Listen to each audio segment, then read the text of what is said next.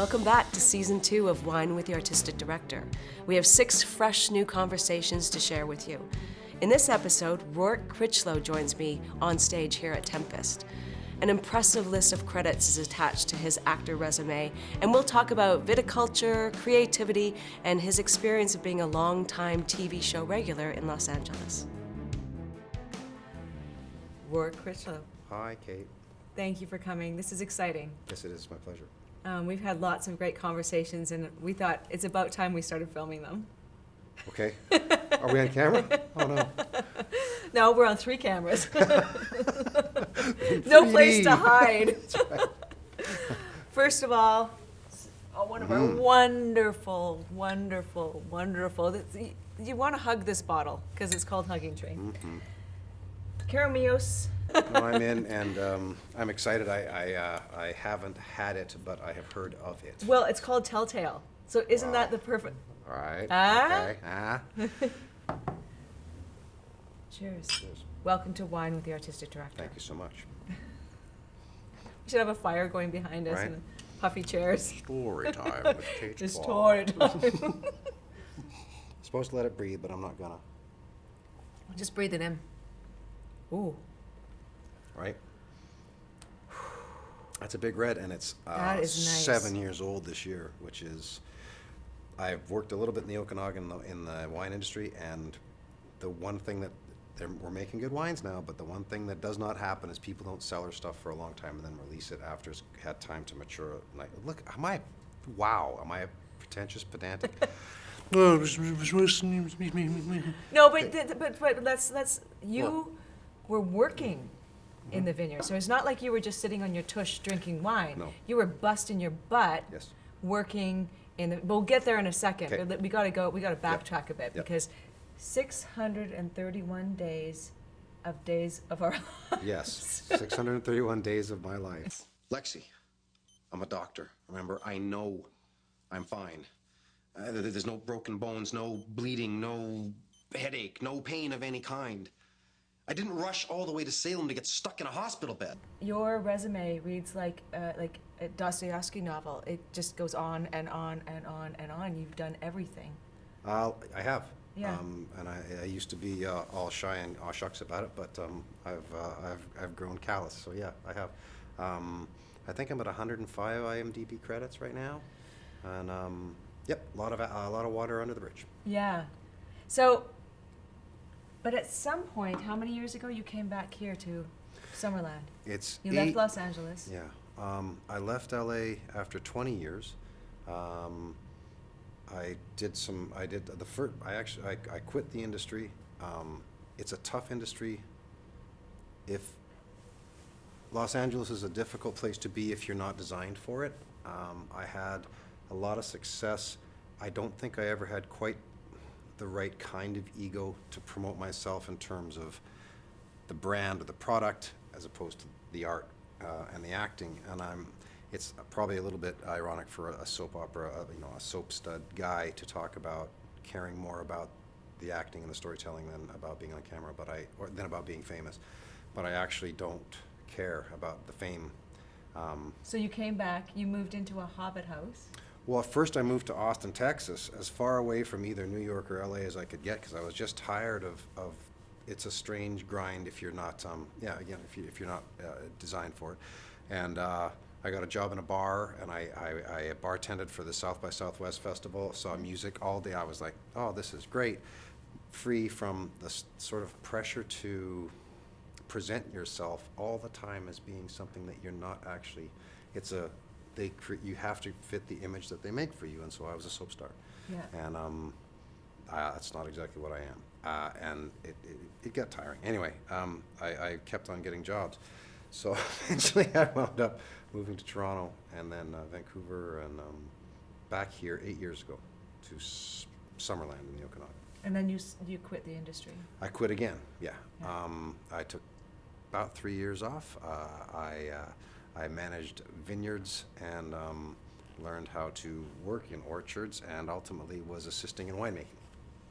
Yes, so there you're not you were actually had hands on, you know. Yep. Is when I met you, you were working in a vineyard, and I was like, oh, Roark Critchlow, because you knew my friend John Cassini. Yeah. I knew that you had done lots of theater. We just bought the theater, and we met, and you were like, no. I'm not getting back into the industry. Right, and then I watched the movie that you made and thought, holy smokes, somebody actually makes movies that I want to watch, and that moved me very greatly, actually. So, you are related to her how? I'm not. You're not. But you're contesting the will. You can't contest the will if you're not They'll related. figure it out, I know. I just wanted to buy some time, let them divide and scatter while I come up with a new plan. He's leading the pack. He's quick. He's heavy. It's a movie that actually makes me feel like you can tell a story and that matters and that cares and tell it well, and you don't have to be slave to whatever the market influences are in the industry. Well, and this brings us to kind of the larger picture. It's a big subject, Yeah. we're just going to take some bites out of it right Okay. now. But that movie was inspired by this landscape and the people here, right? And so and that was 6 years ago, and then we started having conversations and started to watch the industry start to burgeon here, like really start to. I mean, it's been around for a while since. But it's really starting to come up now, and I feel, and I think you do too, that being a part of building this community is far more exciting than being included in an industry. Does that make sense to you? Sure, yeah. Though I mean, I was lucky enough to be part of Hollywood when it still was the center of activity. Right. But that industry had been there for however long, 100 years or 90 years at the time, and it had its own momentum and its own way of doing things.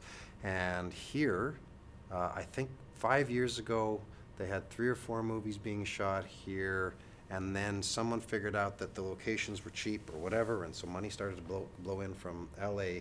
There's television movies being made, and they came here for financial reasons, but they weren't hiring local people in any creative position. And in the last 3 years, they have started to realize that there can be people here deserve to be hired, assuming you work and you get good at what you're And the doing. people here, so there was this, they were busing in people or flying in people from Yeah. Los Angeles and Vancouver for even small roles, and the people here didn't ever really think that they could have the opportunity. It didn't really occur to them, right? Until we all started blabbing and people started to catch on with the idea that they could work here. Well, and yeah, call it synchronicity or coincidence or whatever, but you came here and decided to start teaching people. And whether or not you're learning acting for stage or film, there's obviously a pretty specific difference in the way you do each. But the idea of acting, the idea of being successful, the idea of creating something and following that dream for people here in Penticton has become is becoming realized through you and TempestTheatre Me and other people. Yeah. But it's But I've exciting. done stuff here. It's like, it's- Roark, yeah, Roark, yes, I'm in. I'm like, play, sure. Stage, I hate it. I'm scared. Okay, yes. But it's good. That can translate into just the understanding of acting at its most basic, its real sense, can translate into the film industry, into film acting with a little bit of instruction, a little bit of guidance, and it's happening. There are people I know that Well, you're are coaching from- and teaching many of them, s- so you're yeah. giving me credit when so just it's really nice when we're in this position of having been in the industry, different aspects of the industry for so long, to be able to come and pass on some of that knowledge. And it's a place where things are happening that will allow people to use the knowledge and opportunity. There's more opportunity to actually be your first time on camera in Kelowna than there is in any other city, I think probably in North America right now, any other established center. Yeah. There's tons of opportunity, and let's not kid ourselves, it's cheaper for people to hire local, Yeah. but that doesn't mean you aren't getting your shot on camera or your shot on stage. It's still a great opportunity, It's great. great experience, Yeah. great learning experience, Yeah. right? yeah, and it's I'm venerable now, meaning I'm old, and so people think that I can teach things, and I actually can. Dude, when you do 631 episodes of a soap opera, among dramas and comedies, and Yeah. I don't even know how many movies. Yeah, I could learn from you a lot. Just because you've done something a whole bunch, you may not be able to present it properly. You are an effective and successful teacher. It's funny because the same thing. People say, "I want to know how to." I say, "Here's the camera. Do this. You'll look good." But I want to know how to get to my view the stuff. And I said, "Call Kate. That's who you talk to for that stuff. I'm just going to tell you how to work the camera. Just hit your mark, say your lines." Well, it's Never look into the camera. What is that part of what drew you back? Was that balance between, because you're acting again now, was that Yeah. balance between being able to teach and give back and, keep the wheels oiled? It's keeping the bank account solvent. It's a priority. The teaching I actually am finding is more fulfilling right now for me. Mm-hmm. Camera acting can be a little bit self-centered and more concerned with what the actor or the character is doing than with the entirety of the story, and sometimes the stories aren't worth telling that much. So my thrust with all this is to try to inspire people to believe that storytelling is important and that you're giving something to the people who watch, not just to yourself. Receiving. And so it's a funny line, and I start with that, and I don't think it's what people expect, and I think it's highly important. I think we have a chance to make a difference in the way that art and entertainment are presented, if we can move people towards telling the stories and telling good stories. It's interesting, and sometimes it's a little bit frustrating that the big headlines, the stories that people say about actors are the egomaniacs, and in fact, and one of my lines when I start with in classes is that acting is and should be one of the most generous things, because what you're doing is you're empathic, you're watching, you're truly listening. You're doing things that human beings are losing the ability to. Hang on, I'm do. sorry. What were you saying? I got to look up empathic. You said something about me, I think. It's all about you. Right? No, No, we're getting I know. disconnected, eh? Yeah. Yeah. I'm bringing A back, by the way. Canadians hardly ever say A anymore. I'm bringing it back, eh? Oh, A? Oh, yeah. Oh, I didn't even recognize it. It's been so long. No, I know. It used to be our entire cultural heritage and identity. I think we've grown. I hope some's moving to B and C now. A, B, yeah. There's that, and there's also, and this is on the personal level. I'm writing. You're writing. It's going to take the people who care about storytelling to not just trust everybody else to come up with the stories. So there's also an opportunity, or I know you are actively creating actively opportunities to also do film as well as do theater here in the Okanagan Valley, and also wherever the tentacles reach. One of our big goals is to get a series happening here, about here. So it's a possibility. So It's entirely a possibility. Fingers crossed. Will you be in it? Yeah. Actually, yeah. I actually wrote a part for you. I'll have to call my agent. No, of course. So, right? Cheers. No, Well, because I serve good wine. you serve good wine, and whenever I come here, I have a boatload of fun. Like, acting's fun again, Remember when you came into class? Yeah. Those are the days I did. I think I did 8 hours in the vineyard, and then came into class late because I was working. It was exhausting, and it was great. But that was so great. fun because you got around actors, like real actors, and there were different levels of experience. Yeah. But you just became alive, and I watched it. Well, yeah. And I was like, Roark, you have such a deep love of this craft. Yeah, You can't leave it. Yeah, I'd convinced myself, yeah. You convince yourself that you don't need something when it hurts you too much. Really? Who knew, Huh. eh? Hey, wait a second, that's a good idea. Let me, voice note. It was, yeah, a boatload of fun. I hadn't been on stage I've been on stage once in about 20 years. And Maybe next more. year, we're going to do Yeah. Lifespan of a Fact, and Yep. we just might be able to put something up this summer. It would be great, yeah. What's it like watching, you who've been in the industry for so long, and been sort of saturated with, what's it like watching it happening here? No jokes. It's inspiring in the sense that, and I'm always going to run this back around, but it's the truth. I did come back here. I was working in the vineyards and the wineries, and I had decided that I was done with that portion of my life. I was writing. I'm still writing. I'm making music now. I'm recording stuff. I've allowed myself to explore the other arts that I like to engage in, but because of my association with you and Ronan and Jen and everybody involved here, I realized that you don't have to have that macro universe view of the bloody thing, that you do get conditioned by your environment. And so LA, left a taste in my mouth of for me, it was disappointment, or something.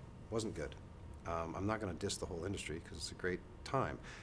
But coming back here, you actually, because have that enthusiasm and the vision and the belief that something can happen where something can be made where something wasn't.